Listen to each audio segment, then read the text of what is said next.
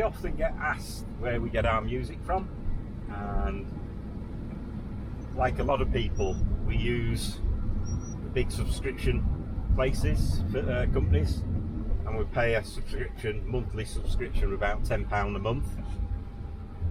But we don't use that much music. Not every video we make has music, and so we started thinking, is it, is it worthwhile? Is it cost effective? I think is the thing. And we decided that each track was costing us a lot of money. It's costing about £20 a track. Yeah, sometimes £20 a track, because we don't use music every week, every day, or every video. So we started looking around, and Darryl found a company called Beanstalk Audio, and we got to know Lee. We met Lee and you've met Lee on our videos. They run stock music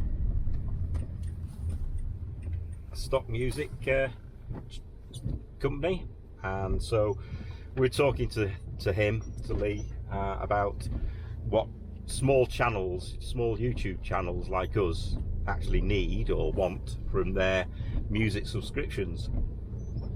And he's putting a package together, or has put a package together, for small YouTube channels. When you buy credits up front and then just download the tracks as you need them.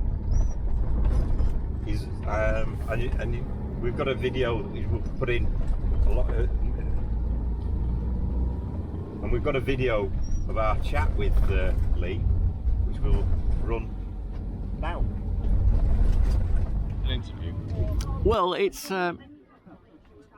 we use, and we mentioned this to you the other night. Yeah. And your face crumpled. Did. So tell us about what you can do for YouTubers. I'm not very good at this. Sales. Well, I know you say that, but I mean, you sold it to us the other night, so. It wasn't my intention. No, I know it wasn't, but we're certainly going to. It sounds bad. We're going to use you. We're not going to abuse you. It does sound bad. But so you're a musician? Yes.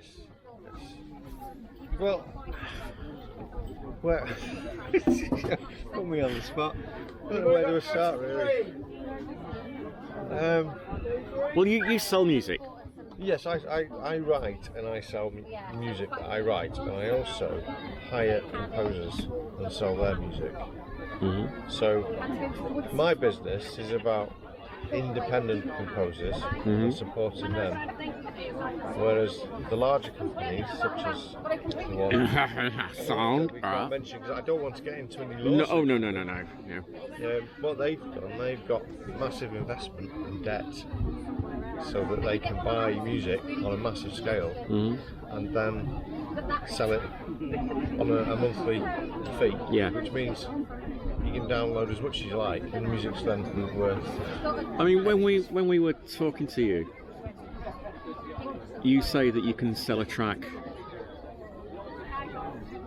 at a reasonable price to smaller YouTube channels, Yeah. and that's usage they've got of that track as much as they want then, Yeah, basically. absolutely, yeah. Whereas we were thinking, we spend, I can't remember how much silly money a month for that site, Yes. and we don't use music that often, Right. so we're paying a lot of money. You're not doing very well. And if you pay £10-15 a month, whatever it is, and you use a track every 2 weeks, you're not getting a very good deal. No. Whereas what I've tried to do, the standard price for stock music, royalty-free music, it's called many things, library music. The standard price always seems to be about $30. But businesses are happy to pay that. Since they do a video for, say, a coffee shop like this, and to add a piece of music in for £30 and have no copyright issues is a good deal. But for a YouTuber that's maybe just got a handful of viewers or subscribers, it's not a good deal, is it? No, not at all. So what I've tried to do with my own music is be really flexible about the prices. So if somebody has only got £1 to spend, I'm happy if they want to offer me £1. You know, I won't take it if they've got, you know, 1 million views on every video that they do. But if they're just starting out, I'm fine to work to what they can afford. I mean, it's a dual help kind of thing, isn't it? It's you're helping the YouTubers, the YouTubers are helping you. That's what I'd like it to be, So but I can't compete with the companies that charge one small fee and let you download hundreds of tracks if you need to. What coffee do you want? Oh, just a cappuccino, please. I can't compete with that. But I mean, I don't really have any big issues with. That they're a business, they've got into massive debt, like $500 million, and bought loads of music. That's up to them. That's their risk. But what really winds me up as a composer is the fact that numerous other businesses have copied their model. Yet those businesses don't give the composer any upfront money. They just accept their music non-exclusively. The composer gets nothing, they put the music forward, and then the composer gets pennies per download, rather than the traditional $10, $15, and it's not sustainable. No. You know, there's composers like giving up, selling sandwiches. you actually said that one composer had taken his own life because The pressure. the pressure. Yeah. So. It's not an easy business to be in when you are spending many hours creating good pieces of music, just to then find that you've got 10 pence No. Yeah. from that track. When you make a track of music, it could sell hundreds of times in its lifetime. But the reality is, you'll maybe write 100 tracks.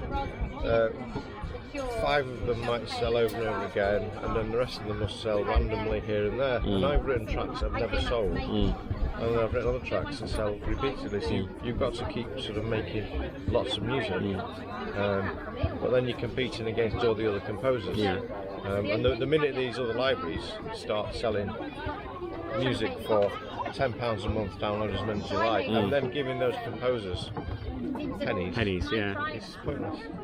So we're gonna cancel our subscription. Oh really? We are, and we're gonna give you a go. Oh brilliant. So we'll put a link to Lee's sites below, and give him a go. Well, listen to some of the music we use, and then see what you think, and then give him a go. So we'll keep linking in our descriptions his business. That's it. Well, I'm always adding tracks to it, so the idea is to keep it growing, and I can also take requests. It sounds wrong, that. I can also take some requests. So if somebody's looking at a particular style and thinks do it, I'll go. Brilliant. Thank you. All right. I'll let you have a coffee now. Thank you. Well, that's the video of our chat with Lee from Beanstalk Audio. As he said, he's putting a package together for YouTubers, the ones that haven't got a lot of subscribers and a lot of views, just to make it worthwhile. I think what he's doing is you buy 12 downloads, and then you get a discount, and I think they work out around 160, 180, something like that a download, something like that, which for us makes absolute perfect sense, because we were paying a regular monthly subscription and we weren't using it a lot of the time. So we've looking at his downloads, we tried to get a little bit of different music at the beginning of the video, but it's well worth going and having a look and see what they've got to offer. As Lee said, they're always adding tracks to the catalogue. That's the one. But the other thing that I've found when we've been using these is that he splits all the tracks up into various lengths. I think you've got 15-second version, a 30-second version, a 60-second version, and then there's an intro and an outro, and then loops of different lengths. So you actually can put together and compile different length music to suit your video without having to edit main track, you know, a big whole download. And you can build it, and these loops fit together perfectly. You just slot them, load them up next to each other, and they just flow. They don't sort of hiccup or jump like you would do if you were editing the music, or if I was editing the music. So at the moment it looks a really good deal, and the flexibility behind it is really good. So we have now cancelled our subscription to that you big know who music supplier, but yeah, we're going to save some money doing it, and so, we're also supporting a British business as well, and the composers, yes, properly. So if you're interested, give it there's a link to Beanstalk Audio in the description. Go over and have a look at what they do, and if you like it, it might be worthwhile you joining. Well, not joining because there's no joining fee, but it might be worthwhile you thinking about where you get your music from. But anything else? I think basically you just, like we've done, you just sign up, don't you? You don't pay anything to sign up. You just sign up, create an account, and then just you load it with credits. And as and when you need them. They don't run out. It doesn't matter how long it takes you to use them, and what tracks you use it on. But the only thing it is, you have to go right down to the bottom of the licenses, and I think there's a special one there for I can't remember what it is, limited viewers or something. It's right down at the bottom of the drop down box. But we're really happy with it, aren't we? I Yeah. mean, you've heard, as Keith said, a varied selection of music now on this video, so that is just a small selection. There's a lot more, and we don't use much music, but as and when we do, we'll be using Beanstalk. Yeah. So if you're interested, go and give them a visit. You don't, no harm in visiting. And might save you some money as well. Yeah. So thanks for watching, and see you soon. Bye. Coffee time. Stop recording.